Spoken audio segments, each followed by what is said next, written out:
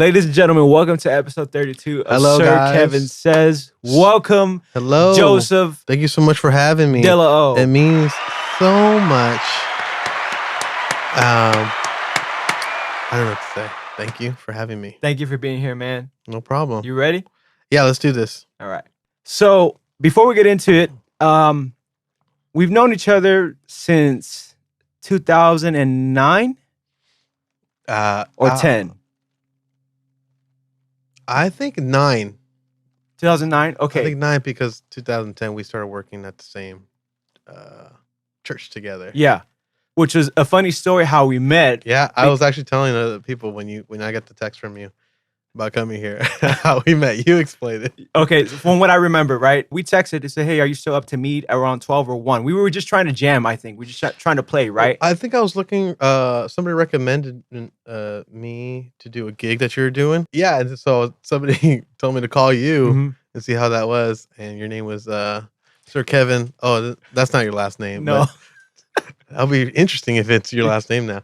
Chong. Yeah. And I don't know if we can say the story. It's Well, no, yeah. I mean, we can't because I called you afterward and I said, hey, let's meet up or whatever. And you were interning at the church. I was interning at church. I was being a good boy. It was a really amazing season. Yeah. That I had there. And so I went to the church, which happened to actually also be a theater in the past, right? Yeah. And so I think I walked into the church after I texted you, hey, I'm here. And I walked in and you were wearing like an orange shirt or something like that. I passed you. I'm like, hey, what's up, man? And you're like, hey, what's up, man? And I kept walking past you. You remember what I wore? Well, I remember these moments, man. Wow, you must really like me. Thank you so much. So I walked past you, and I think it was like 2 or 3 minutes in, and I texted you again, hey, bro, I'm here, but I don't see anybody at the church. Well, that's why I'm like, I don't know if we can say the story because we both thought we were different. Well, I thought you were going to be different looking because of your last name. So sorry. He thought I was going to be Asian, and I thought he was white. So, or Caucasian, is that the political term? I don't know. That's why I'm saying that. I don't know if we can say these things. We can. It's all good. Okay, it's cool. We watch yeah. Dave Chappelle. He's he allows us to say certain things.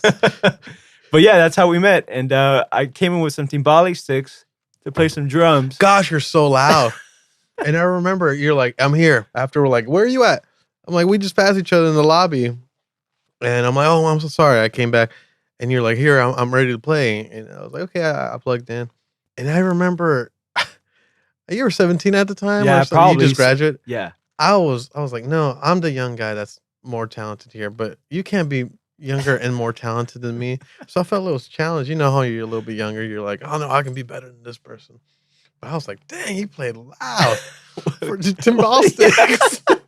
I was like, this is fun, man. Let's become best friends. And yeah, we're still friends, man. I mean, we don't see each other as often because we're busy, but we just pick off. Yeah. From where we left good off. times, man. Good memories. Yeah. A lot of good ones, man. A lot of good ones. We were super young. Yeah. I guess we're still young. Young at heart, bro. Oh, yeah, always. So, what have you been up to, man? Yeah, well, I mean, this year I did a tour. I did a European tour, and it was kind of funny because we're doing shows, and every time we leave a show, all of a sudden we hear cases come up like, oh, COVID case. There's 11 people in, Nottingham or I don't know, Manchester. Mm-hmm. We kept doing that for the whole month, and then we got back. We're like, all right, nobody say anything. We haven't been exposed. It was kind of freaky because nobody thought I was going to leave. Wuhan? Yeah, Wuhan, China. Yeah, and you're talking about back in January, right? This is February. Okay, this is February, and we just didn't know. We didn't know it was going to be a huge thing. So when I got back, everything was just like shut down. Mm-hmm. I didn't know I was going to be able to make it home. I thought they would stop us, but no. Thank God I was able to get home. But everything stopped, but I'm very grateful that I continued working. Yeah. Even being precautious with Kiefer and different acts, just making sure we're doing the right thing 6 feet apart or being COVID tested. By the way, got COVID tested to be here. So, you know what I'm saying? I know. And It's a stipulation I on the just have to contract. do it. This is like, so sorry, guys. ADD's act. I know. And I got to work with great producers this year. I got to.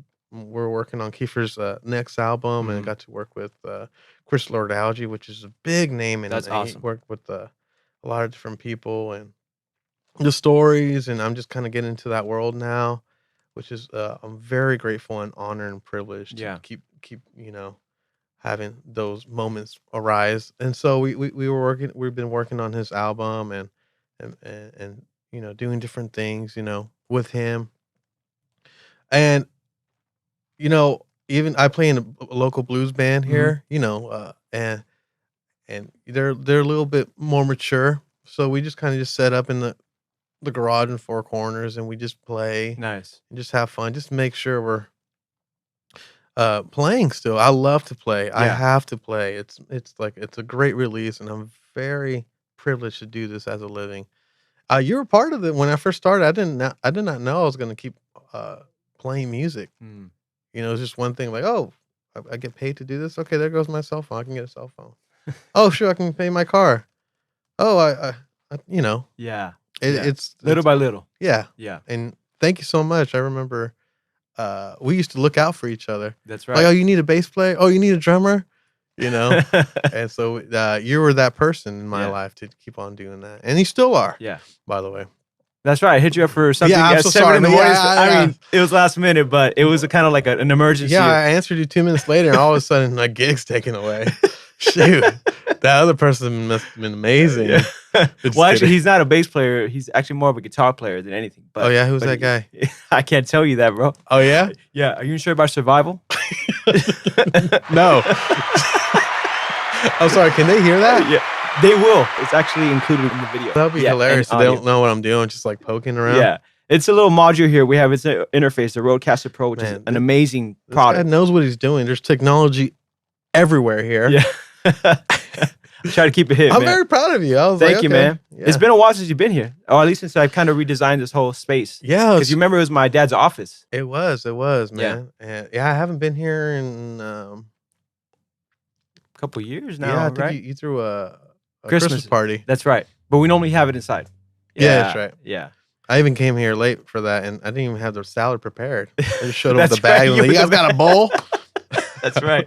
I'm such a mess up. Well, for those that don't know, Joseph DeLo has been a Bass Pro Shop. Greg Bissonet's brother, Joseph Bissonette.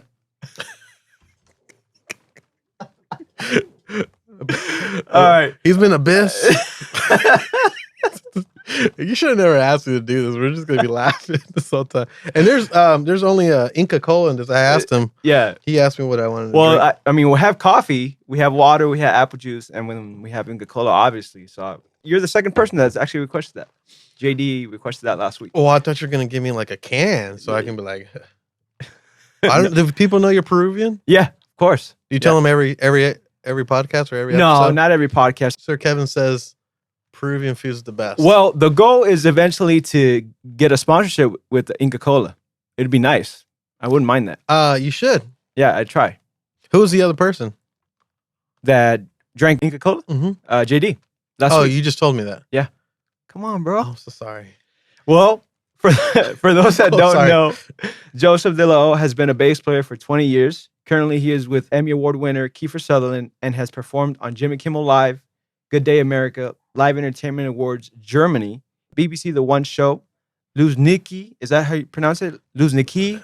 I don't know. Stadium. They have extra, letters in their alphabet. Yeah. So Sorry if I'm not pronouncing it correctly for that any was- Russians that might be watching this. I was in Moscow. Yeah. Moscow, exactly. Yeah, it was seats a over massive one. 60,000 people. That I is think- is that the most you performed in front of? I think that was that's probably like the highlight of how I got to perform with the most amount of people. Yeah, In one area. that's crazy, man. In his spare time, he enjoys biking, hiking, and playing music, as we were Yes. talking about. Yes. So, I feel like I'm on a dating show well, what do you want to call it? We can, Sir Kevin says dating show? now. Sir Kevin says, "You are no longer single." I'm just kidding. No, man, that's pretty impressive. That's awesome, dude. I remember when you got the gig with Kiefer a couple years ago, man. You were like, dude, I don't know if this is gonna happen or not. If it does, this is what it's looking like. Yeah, it was so interesting how that happened. I was getting kind of comfortable just gigging around, and Yeah, playing with you and talented musicians like Alex. Alex is a great friend. He was on here. yeah, We had a rotation, Ron and all, so many local friends that we had. But I didn't know it was gonna happen. I got recommended, yeah, and it was mostly like, yeah, I'm gonna start playing with this new artist, and can you just like listen to these songs and show up tomorrow? It's like, oh, okay, okay, of course, I'll just do that, and I just listened to the songs for a couple minutes, went through the whole form, and I showed up.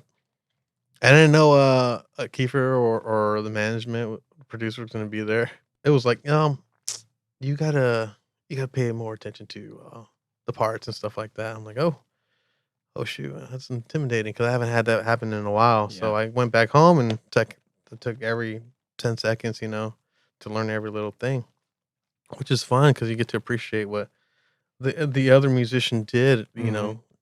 and really thinking about how when they record and how they lay down tracks and stuff like that. It's like a journey per instrument and stuff like that. So wait, you did the audition for Kiefer, and then they told you, hey, pay attention more to this or Yeah, these lines or and come whatever, back. and come back. That's actually very surprising because normally in auditions, it's like you get one shot. I didn't know it was an audition process, so and then they're very gracious to have me back, and since then I created a friendship with everybody, Yeah, and it's such a great group because they just it felt like family.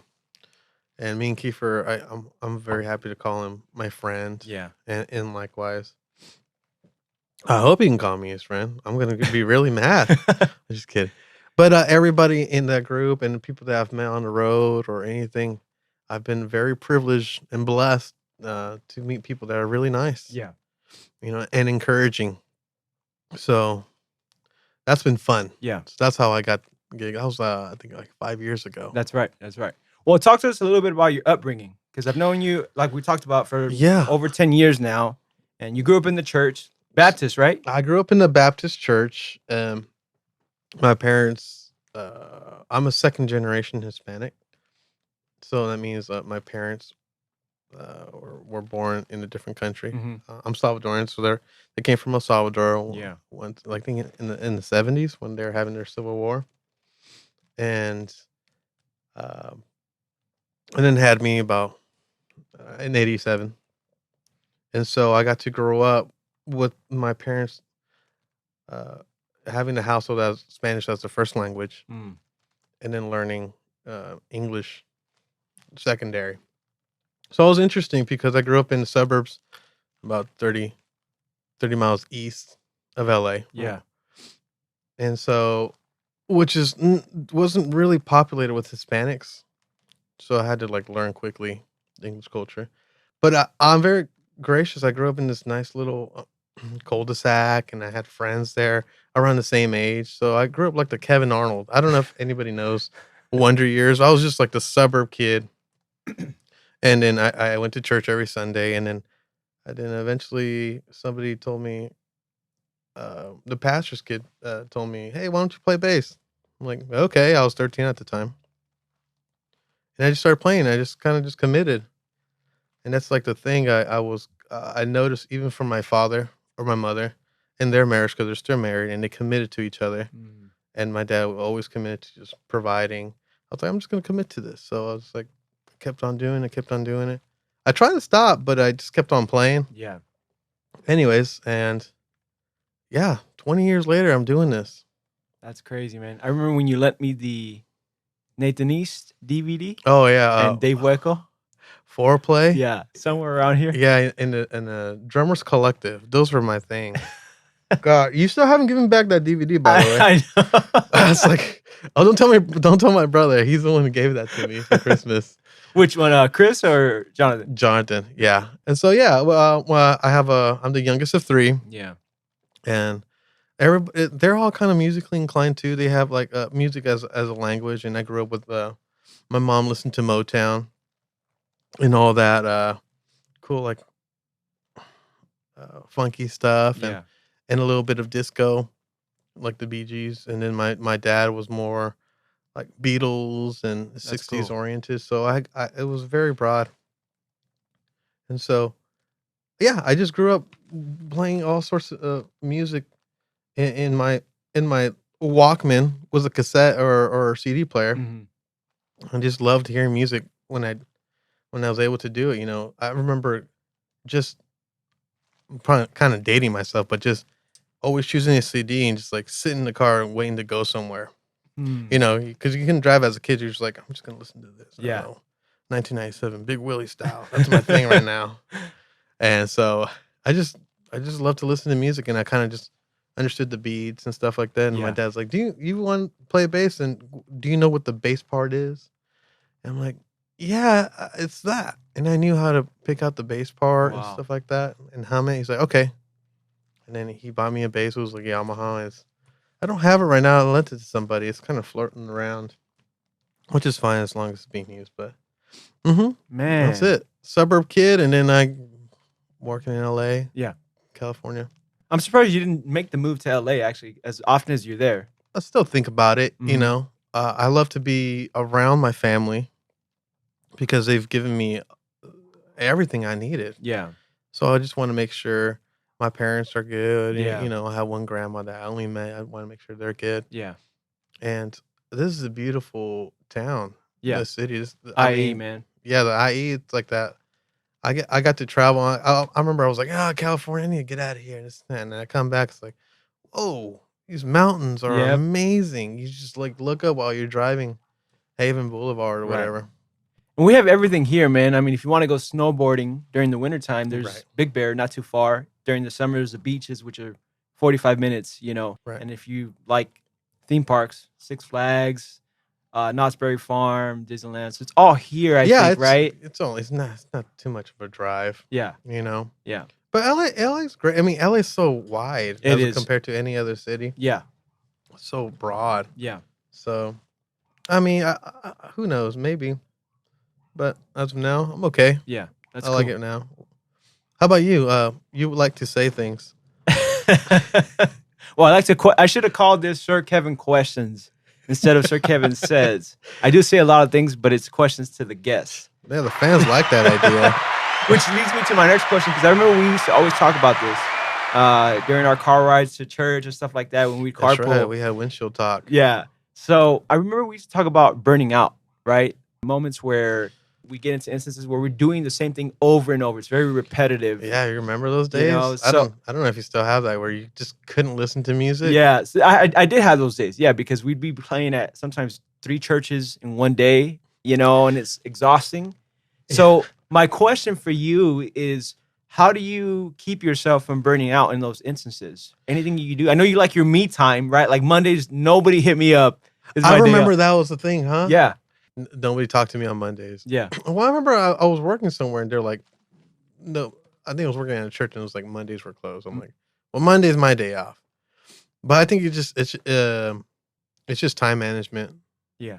and finding something you can diffuse. I mean, at that time, I think I still like to bike or go hang out with friends and just laugh and just like diffuse any stress.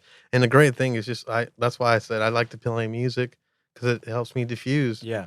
I just love to play all sorts of genres or anything. I kind of just want to learn and just to feel the vibe of something different. Yeah. I'm gonna break something else. You're good. You're good. But remember around that time, I think the thing out here at the time was gigging. It feels bad. I feel bad saying it, but we gig churches. And I mean, no offense to anybody that does that. I mean, you got to find the means Yeah. and do your thing. But we used to start at a church at 8 a.m. Right? Hmm. Play a couple times, do a sound check, play a service, play a second service, and then we used to drive out to Buena Park, which is like 45 minutes away, Hmm. do a rehearsal there, play that service, drive back. Be back for like a 4:30 or 5 o'clock. Yeah, Call time. rehearsal Yeah. and then play and then stay there and then play towards the end of that service. And then we would play at a club in Claremont.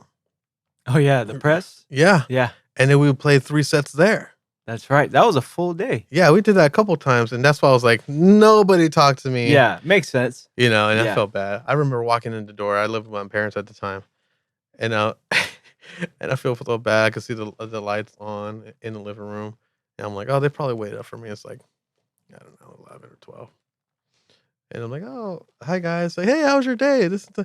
I was like, dude, I'm so beat. Just 2 questions each. That's it. Yeah. And they keep bugging me about that. I feel really bad. That shouldn't have been a thing at all. But I was just exhausted. But I needed to play. Yeah. Yeah. And I read or I heard, Victor Wooten would say, um, never say no to a gig. I didn't want to say no. I would try it out. I would see what's going on. I'm like, yeah, what's going on? And then eventually that door would close because it's just not something, that you should do. Yeah. I'm not going to be working harder than the person that should be working the hardest in those situations. But yeah, I just find something to diffuse on. I'm very gracious. I don't have to do it that much, but on the road you have to keep on going, and to me, the hang is a huge thing. What would you say is the most difficult part about being on the road? I think being consistent and showing love to people and respecting them, because you're living with essentially with, I don't know, 10 to 15 people. I don't know how many you can fit on the bus. But you're living with people that probably you wouldn't live with. Yeah. So you have to show them love and respect. And this is me. I love to do that. I love to show love because I grew up with love. And so that's the price. Yeah. You still got to do it as a human being anyways. Yeah, that's good. That's good, man. Remember Matt and Michael and Oh yeah. That was a great time in my life. you were under like a mentorship at that. I was. That was that the point. time. I remember when I got there, I was already like beaten up through the music a little bit because I traveled as when I started playing music outside of church. Mhm. I joined this merengue salsa Christian band, and Yeah. Alex was on there for a little point in time. Those were the days, man. I mean, we would go up to San Fran every weekend or up north, and we would be on the van with those like I don't know 6 rows, and it would be an early call time. I'm like, all right, dude, I'll get the floor going up, and then you get the seat. Going up, and then when we come back down, let me get the seat, and then you get the floor. But it was so hard. That was really tough, but it was a thing. So I got beaten up doing that. And I'm like, I'm just done with music. It's a never ending process. Because you have to keep learning things. It's a language that doesn't stop, which is a beautiful thing. Yeah. If you think about it and if you understand it, it will. It's forgiving. Yeah. As long as you know that. And so I stopped, and I went to I was dating somebody at the time. I was going to that church with Michael and Matt and Nestor.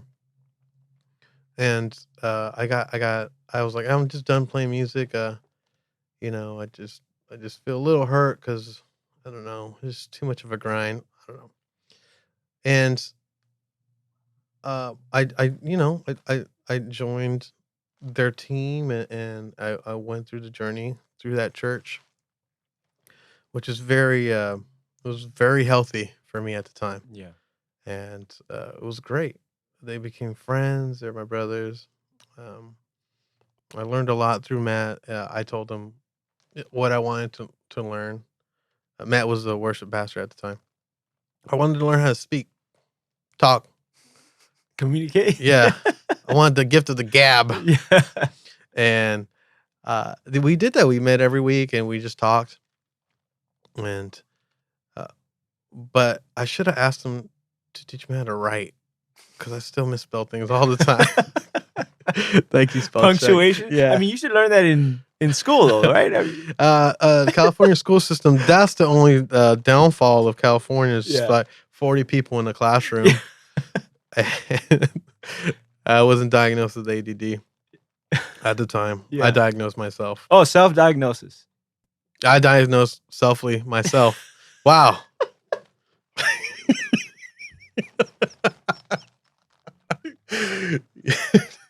You diagnose selfly yourself. Anyways, yeah, and so it taught me how they taught me really a lot of key things. Yeah. That it's not about me. Whatever you do, do it to your best of your ability. Yeah. It's okay not to be a perfectionist, but just do it right. Yeah. And if you know it's right, people think it's right, but it's not. You have to really pursue what is right Yeah. in all aspects, I guess. But it's okay. You don't beat yourself up. You did that also. You did an internship with Matt too, right? I did. Cool. Yeah. What does Kevin have to say No, about that was that? a lot of fun, man. I learned a lot with Matt. I think it was at the time where I was trying to find a home church.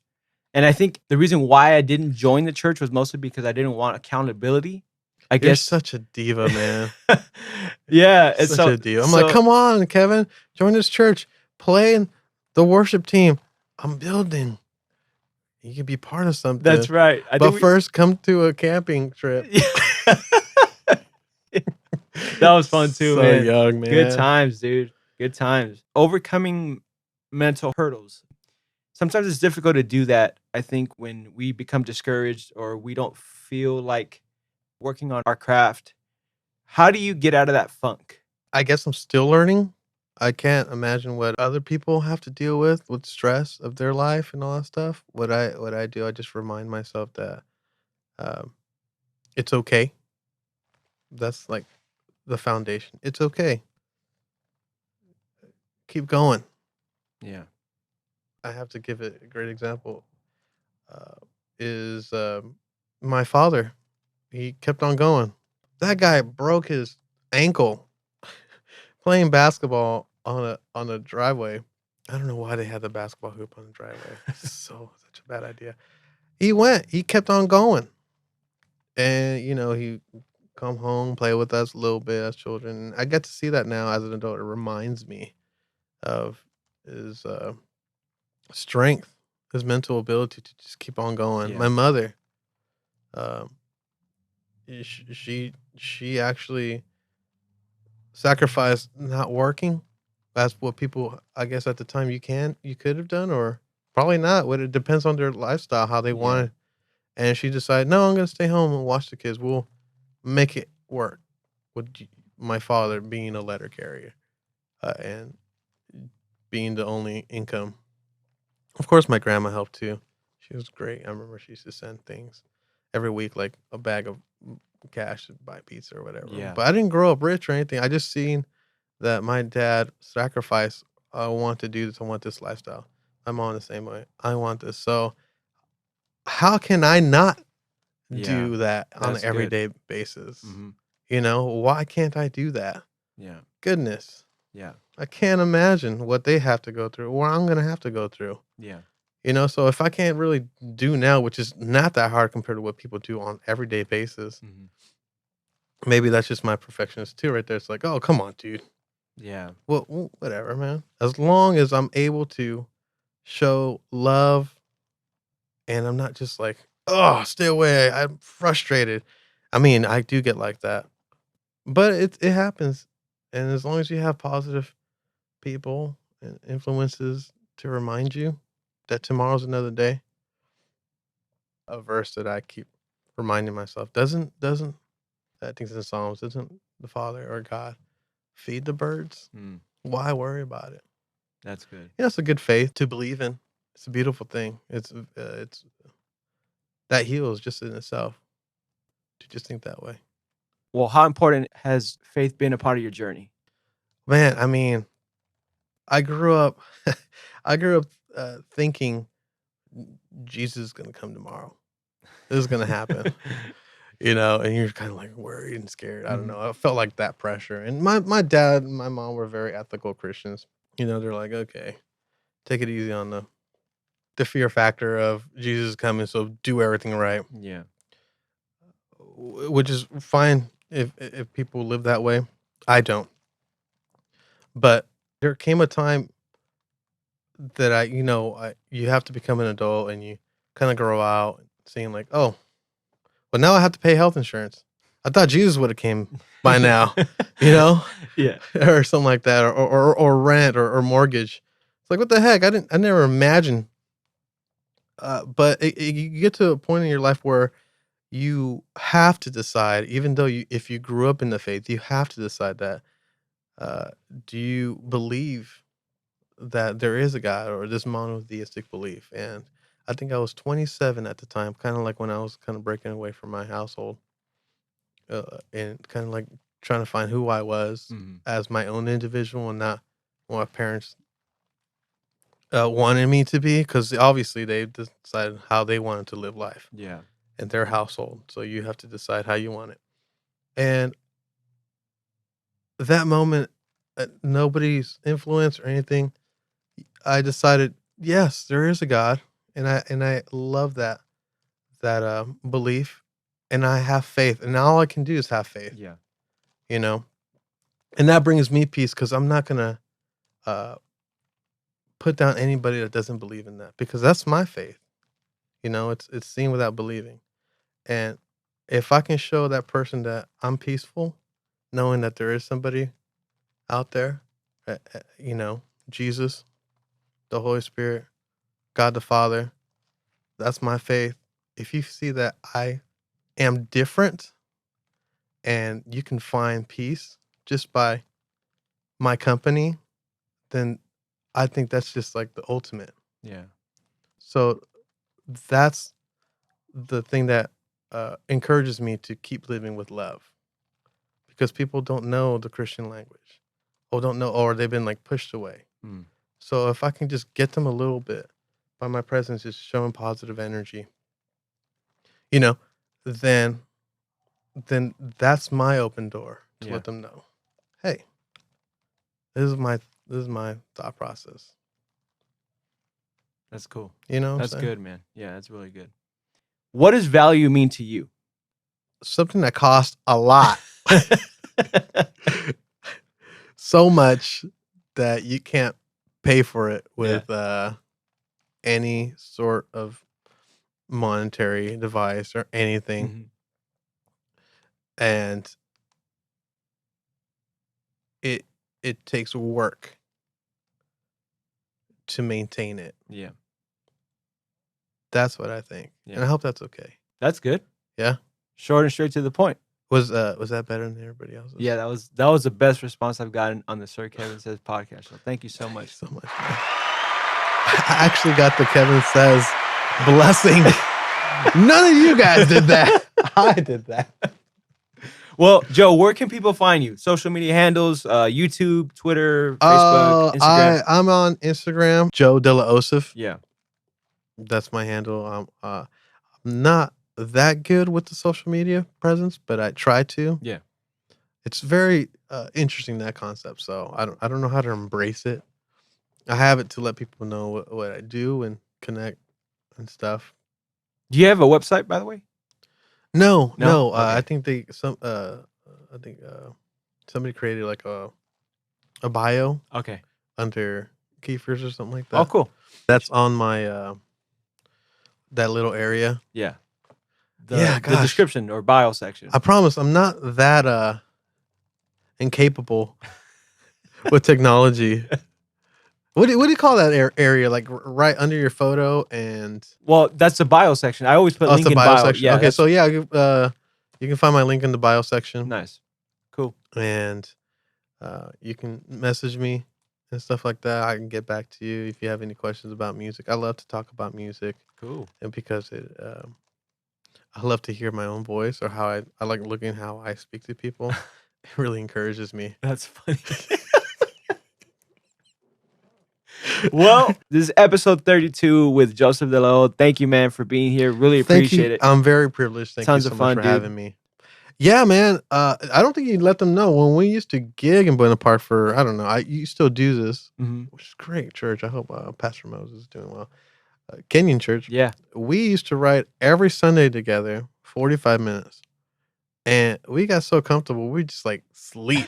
You can probably hear me snoring, whatever. And then we did that. We toured together. We toured the 57 freeway for years. Yeah, I did it for 6 to 7 years. Yeah. Oh, wow. And we gigged together. We did. Oh, you know what? We didn't talk about our country thing together. Oh, the country set with Ashley. I'm gonna ask you a question now. Oh. Do you miss playing the 5 sets at this a dive bar? Oh, Mavericks. Yeah, Mavericks. Do you miss that? I do not. You didn't like my question, did you? I don't like. See, like it's you. not so easy. Huh? Shut up. Yeah. No, but thank you, man. It was fun having you thank you here so on much. episode 32 of Sir Kevin Says. Check out next week's episode and happy New Year's. holidays. Oh. I mean, we're not New Year yet, but. All right, man. Thank you, guys. What do? We just like give each other a high five that we did this? Yeah.